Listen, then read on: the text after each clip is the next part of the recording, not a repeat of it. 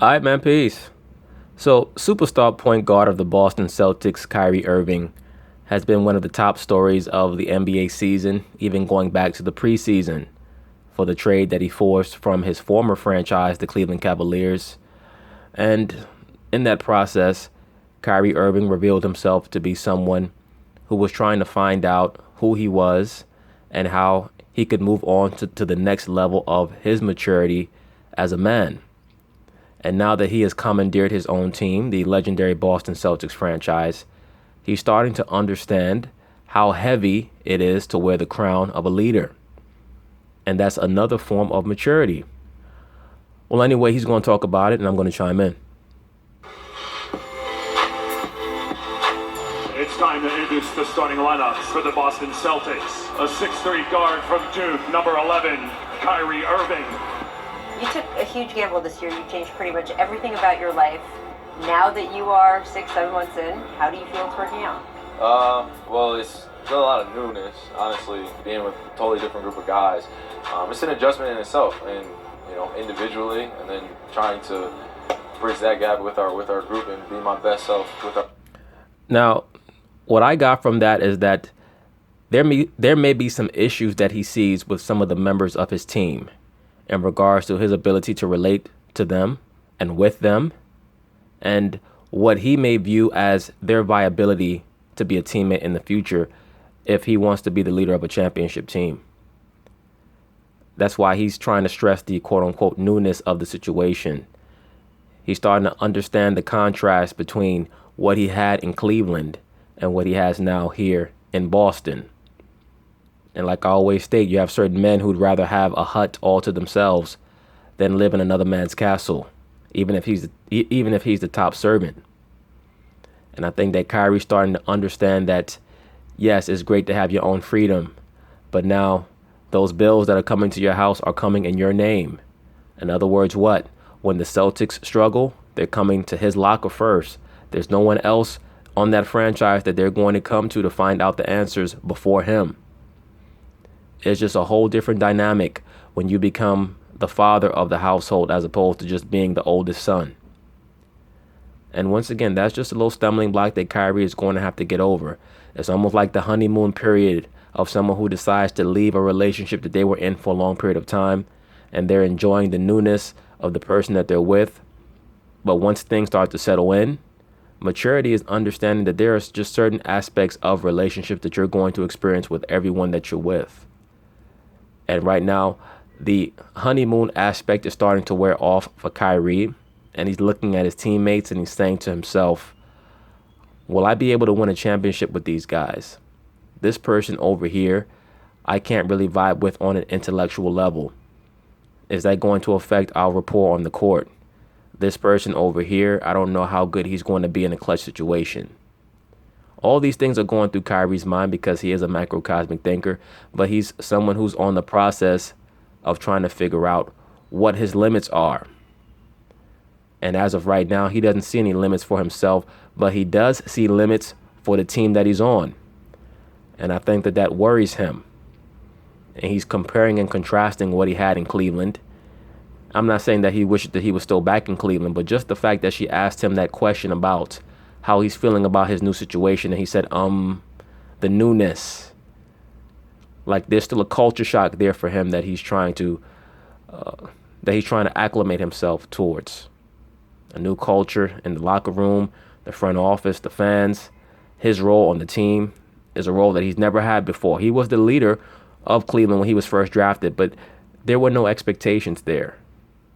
In Boston, you have a franchise that has won 17 championships. They expect him to be at the forefront, at the vanguard of a championship level team in the very near future. With our group, it's been awesome, trying at times, but well worth it. Do you ever look around just in the morning when you wake up and think, I'm so glad this worked out? I was actually talking to my best friend Alex about it, and I have moments with him where I'm like, man, we're really somewhere else right now. Like it's just something different. You see, he's still getting over the newness of it. He's still talking about that. She asked him again, have you ever asked yourself Or have you ever commented to yourself that you're so happy that this worked out? And he responded by, once again, asserting the newness of it to him. He's still in a period of acclimation. That's why I liken it to someone who was in a long-term relationship with someone. Even if things started to go south in the last year or 2 years, you're still so accustomed to being with that person and their ways and their habits, so on and so forth, that moving on to someone different, even if that different person is better for you, it's still a little shake up to your system. And I believe that that's what Kyrie is going through right now, still in Boston, because he did not answer her question really either time. I think that after a while, he's going to become accustomed to being the leader of a new franchise, and then he'll be ready to answer those questions. But I think that that will be a couple of years from now, and then he'll reflect back and he'll be honest and forthright about how worried he was when he first got to Boston. The pressure that he had put on himself by making the proclamation that he made, and many of the interviews that he gave in the aftermath of that trade. It was a big chance, and Babe Ruth said it. Swings big, may not miss big. He may hit a home run. I don't know. But seriously, Yeah, what he said? He quoted Babe Ruth. He said, swing big, may not miss big, may hit a home run. So in other words, in Kyrie's mind, the verdict is still out on whether or not this was a good decision for him overall. I think that he looks at it as a great decision for the now, because he was able to escape that situation in Cleveland that he found to be untenable. So for now, he views this as being something that's good for him. But his mind is still open, and please keep in mind that he has free agency coming up very soon. I believe that he's a free agent after next season. So this season and next season are going to be a period of probation for the Boston Celtics in Kyrie's mind. I found this interview very interesting because she asked him point blank if he was happy with the decision that he made twice, and he responded back in a way that did not provide a real confirmation one way or the other. So he's still debating in his mind if this is exactly the place that he wants to be. At least that's what I get from it. I'm glad that I took a chance on what I wanted to do within my career. Spectacular night for Kyrie.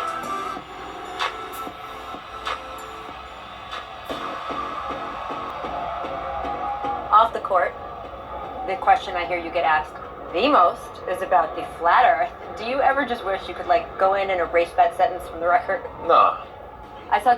Well, why would you ask him about the flat earth and then say, do you have a wish that you could erase that statement? If the answer is yes, then you're asking him a question that's making him uncomfortable. I saw Jimmy Kimmel gave you a basketball with a globe painted on it. This is a gift for you. It's one of a kind there. And wow. At a point where it is now, it's it's a craze, but the overall intent behind it was just, it's okay to question some things. Now, did you see what they did there? Kyrie said it's okay to question some things, and they show him throwing up the mano cornuto. And I know that that is a way for NBA players to call plays where they throw up the horn sign there. But as I tell you, brothers, incessantly on my channel, they strategically show many of these NBA players throwing up the mano cornuto hand sign to try to convey to those in the know that some of these players are assets. Some of them are in the craft, per se, meaning the Wiccan craft, or just to catch them in that pose to show top-level television producers, etc., that, we're just sending out this energy, this vibration. That's how they do. That's why on the old Michael Smith and Jamel Hill show called The Six, they had 3 sixes strategically placed right around the set there where they were sitting. Once again, 666 is not for melanin. It's not for the woolly hair of the so-called black man. All this nonsense that the Afrocentrists make up. The term 666 is a numerical way of communicating the name Saturn, or Latinos, the hidden god, Amun-Ra, aka Nimrod. Okay? That's what that's about. And that hand sign right there is for Pan. I mean, it's an incredibly timely topic of conversation in this country right now. What are facts? What should you challenge? It's complicated, though, because you can get on Google and type something in and get a whole bunch of not correct or maybe even dangerous information. Yeah. How do you navigate that? How should people navigate that? Kyrie's laughing because he's clearly uncomfortable. He's over the whole conversation. He's ready to move on to something else. And a lot of times he displays a lot of passive aggressiveness in regards to this convo, this issue of quote unquote flat earth, because he does not really want to have to go back and forth with people about it anymore. It's tough. History's been distorted to be told one-sided so many times, and it's tough. I agree. History has been distorted. And oftentimes people respond to the distortion by providing distortions of their own. I think that you should do research on both sides I agree. in terms of getting some comparison. And that's what was probably so butt-headed of me when I said that, of just like not doing enough research to be. Hey, brothers, you see that tattoo on Kyrie's left shoulder? That is something called the Hamsa hand. It's the eye of Heru or of Aset within the palm. I'll probably be dealing with this in another video. You'll see that it's a stylized hand. It's the 3 middle fingers pointing upward, and then the thumb and what they call the pinky finger pointing outward. Basically, it's in the shape of a lotus. Why is that? Because the lotus plant or the lotus flower was the flower of Heru, or as he was also known as Harpocrates, right? Meaning the boy child Heru, or the boy child Horus as the child. In ancient Kemet and also in Greece, where they adapted the image of Harpocrates or Heru, the child, they would have him with his index finger pointing towards his mouth. That's where we get the symbol of putting our index finger over our mouths to show silence. And I mentioned this before in the Oprah video. That's the reason why they named her Oprah, because from the time that she was born, she was already preconceived with the notion that she was going to become the goddess of talk. Right? Oprah is the opposite spelling of Harpo for Harpocrates. She is a venerator of Heru.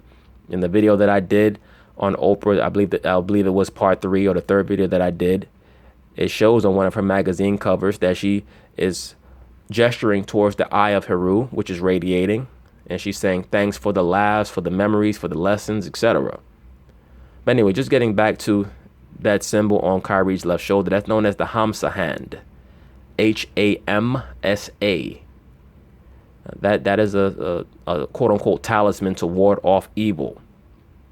At least that is how it is viewed in this modern day time, and that is how it's conveyed amongst many of the Near Eastern religions. They'll tell you that that symbol is to ward off evil, a lot like the red string used in Kabbalah, which is just Jewish mysticism based off of the Babylonian mystery school system. It's the same thing with the Hamsa hand. They claim that it is to ward off evil, but it's really a talisman to court magic. That's why I highlighted when they had Kyrie throw up the left hand Manu Cornuto. We know that obviously he was just calling a play there, but they did that strategically. That they did that for a reason. But when you look up the Hamsa hand, once again, it's meant to ward off evil. And you know where you could also see it? If you guys ever see a Jackson 5 video called Torture, you can look it up on YouTube. It's called Torture. It's a very interesting video.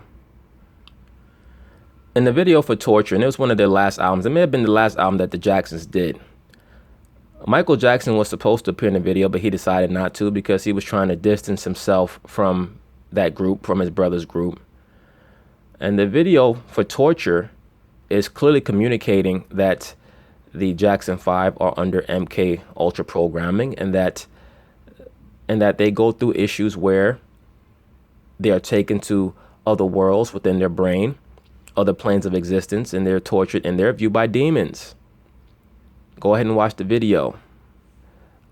Tito has a guitar where the guitar is shaped like the inverted pentagram for Pan, or for the quote-unquote Baphomet. And Jackie has a scene where he walks into a palace. They're basically taken to this dark world where Jackie walks down a path and he walks into a palace very much like the palace in The Wizard of Oz. When he walks inside, He's backed into a wall of oversized eyeballs, and he puts his hands on the eyeballs, and when he turns one of his hands over, his hand has an eye in it for Heru. Except it is not shown to be a good luck charm. It's shown to be what it is, demonic possession. Okay, so many of these brothers in the NBA and NFL and the entertainment industry in general, you know, they want to feel like they're so woke. They get caught up in a lot of these Eastern mystical religions and ideologies, and they don't really know what they're doing. But that's the point. You can check out the video for Torture. Michael Jackson was supposed to be in it. He decided against it. They actually put a wax figure of Michael Jackson in that video. And I just thought of that when I saw Kyrie's tattoo. I don't know why I've never noticed it before, but that's the Hamsa hand. All right, Hamsa. All right, it's basically a hand with the eye of Heru in there, and they stylized the hand to have it shaped like a lotus flower because the lotus is the flower of Heru. I believe that it's also the flower in the Hindu culture. I believe it's also for Shiva as well. All right, but just pay very close attention to that. To be able to understand. And also noted that on the back of his neck, he has the other Buddhist symbol or tattoo, the 8-pronged wheel for the 8 paths to righteousness, if I remember correctly. Understand both, like, okay, this is what's been pretty factual for a while, so, you know, it's okay. I think Kyrie's just searching. He's all over the place. The brother's very intelligent, but he's still searching.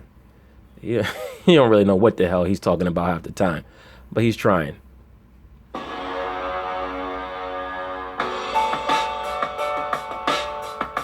The other off-the-court storyline with you has been you just finished the Uncle Drew movie. Okay. New rule, young blood. None of this rappity hippity hop nonsense. You understand? This is your first full-length feature acting debut, but you've been interested in theater for a long time. And my favorite, amazing in-game arena Boston promotion this season was they put up on the Jumbotron every player being asked, what music did you listen to in high school? And you got Jay-Z and you got Drake and all the usuals, and you come out and say, Rap is my favorite music. Kyrie listened to all that other stuff too. He listened to Jay-Z and DMX and all that other shit too. He just also happened to listen to Rent, and he wanted to note that because he just likes being different, and he knows that's what's going to attract the white bitches that he loves so much. That's really what that shit is about. Rent. So I want to know what the reaction in the locker room was, and I want to know if you tried to play it in the locker room. No, I haven't tried to play in the locker room, but you know, being with you know, some of the USA guys, you know, teams, I'll have the speaker going, and then I'll play some Rent songs, and just all just looking at me like, what are you doing right now? But I love you know, this musical theater. I really do.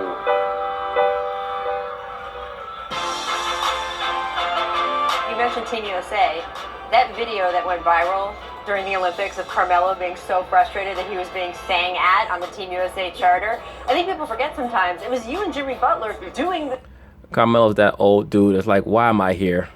I'm at one Olympics too many. I should have left it at 2012. At least back in 2012, I had guys in my age group. Now I'm the 33-year-old guy on this plane with the 24-year-old dudes singing dumb shit. You know, let me rewind it back for a moment. I did a video a long time ago called Ben Franklin versus the Black Germans. And I was just laying out for brothers in that video about certain terminology that was used to describe so-called black people prior to the 1700s, which they've changed the meanings of those words now. Like, for example, when you use the term tawny, that term tawny would be used to describe a so-called black person that was anywhere from Klay Thompson's color all the way to a Kevin Durant or Kyle Lowry or Kyrie Irving. Right? They were known as tawny Moors. And then you would have somebody like a Draymond Green who would be called swarthy, okay? Or called a quote-unquote blackamoor. Right? These were terms that were used that they've changed the meaning of those words today They started to change the meaning of those words in the late 1700s, early 1800s to confuse people so that you would not know who was who in historically. All right, but I'll be delving into that issue in later videos. But I just like this layout here because it showed all these brothers and the various assortment of quote unquote complexions that you have for our people. And a lot of times the confusion that can ensue using the term quote unquote black. You understand? Your color is not a race. So a lot of times people come to my channel and they say, why do you say so-called black? Because black is not a race. That is a corporate designation. So when you talk about how you're proud to be black and you're pro-black, all that means is that you're confused. That's all that really means. And a lot of people will have a hard time understanding that, but that's okay. If you stay on this channel long enough, I'll delve into it, and then either you can get it or you won't. It is what it is. But no, your color is not a race. But once again, when you look at these different brothers here, there were different terms that were used for the so-called black man in the medieval time period all the way down to the 1700s, like dun, cur, dub, right? D-U-B-H, so on and so forth, meaning brown or dark or dusky, sanguine, S-A-N-G-U-I-N-E. That was the term that was used for the so-called black man, especially in Europe or in the British Isles. Many terms, ruddy, right? The term ruddy was used, like anywhere from Klay Thompson or Steph Curry to even to a Carmelo Anthony would be described as ruddy. Okay? And once again, if you had someone like a Draymond, they would call him swarthy. But let's get back to the topic at hand. You mentioned Team USA. That video that went viral during the Olympics of Carmelo being so frustrated that he was being sang at on the Team USA charter. I think people forget sometimes it was you and Jimmy Butler doing the singing, belting out 1,000 miles, Vanessa Carlton. That's fun. That's fun. I don't know why we don't hear you sing more. Because he's not a singer. Kyrie should say, okay, bitch, you want to hear me sing? Take a shower with me. I sing in the shower. How about that? No, Rich. No. Bounce pass right to the needle to Kyrie Irving, who reverses it up and in. Baseline. Fires and hits. Kyrie delivers. I know it's hard to tell so far, but you've gotten off to such a good start in Boston. Appreciate it. How confident are you that one day you will be wearing a Celtics jersey and holding up that Larry O'Brien trophy? Something I think about every day. Really? Yeah. I hope that it happens for you, brother. I do. I like Kyrie. I like his brain. I think that he's inquisitive. Sometimes you can be too curious for your own good. You start to follow behind different doctrines that sound right. But I mean, that's just part of the journey of being a man and becoming a man. So good for him. I hope that he does win a championship with Boston one day and fulfill his dream. Think about it every day. Yeah. Every day. Welcome back to The Jump. I'm still here with Amin and Stack. And guys, we just heard Kyrie talk about what it would mean to him to win in Boston. He thinks about it every day. What do you think the ceiling is for this team? Before Steven Jackson answers, let me say the ceiling for the Boston Celtics this season will be the Eastern Conference Finals. I hope that they can ascend to another level of proficiency in the playoffs and get to the finals. I think that they would give Golden State a much better run, especially if they can get healthy. Maybe Gordon Hayward, who knows, hopefully, but I doubt it. If they can get to the finals, I think that they would give Golden State a much better run than any other team in the Eastern Conference. But I think that their ceiling is the Eastern Conference Finals, most likely losing to Cleveland. I could even see them losing in the first round or second round, depending on who they draw. If they were to draw Milwaukee, I could see them losing to Milwaukee. I could see them losing in the second round to Washington. I think that the difference between teams in the East is so infinitesimal that I could literally see anybody losing to anyone. That's why I revert to who has the best player in the conference. That's Cleveland with LeBron James. So until I see someone beat LeBron in the East 4 times in 7 games, I have to go with him. For me, championship is definitely the ceiling, but I think if they can make it to the Eastern Conference Finals, then they have a chance. I really don't see their chance being too high right now with the new Cleveland team, with the way Toronto's playing. It's going to be harder for them now. if they can make it to the Eastern Conference Finals, they got a great chance of winning the NBA championship because I know how he plays in big games. Yes, he's phenomenal in big games. He really steps up. So I give them the Eastern Conference Finals. They get there, sky's the limit. Yeah, I won't go as far as championship for this season, but definitely the NBA Finals. I think that's a realistic goal for them. Like Stack, I will put them behind the Cavs and the Raptors, but they're not so far behind where you don't have a chance. So the Finals is definitely a realistic goal for them. Can we do a campaign jointly to get Kyrie to start singing, come back on the Because he was on last week during All-Star, and I mean, apparently he sings a lot, so I think... We got to sing, He sings a lot. Hold on, but we got rights fees and stuff like that. I don't know, maybe Why are you so worried about the man singing for? Let's take the basketball. What if he told you that he want to see if them knockers are as big as they look under that blouse you have on? Is it a push-up bra or is it real? What if he said something like that? He'd be wrong, right? He'd be talking about I need to call the NBA hotline. Stick to sports. maybe a digital thing. Maybe I'm gonna strike a deal with them. If they actually go win a title one of these years, he has to come on the jump. And I'll sing with him. Song and Stack.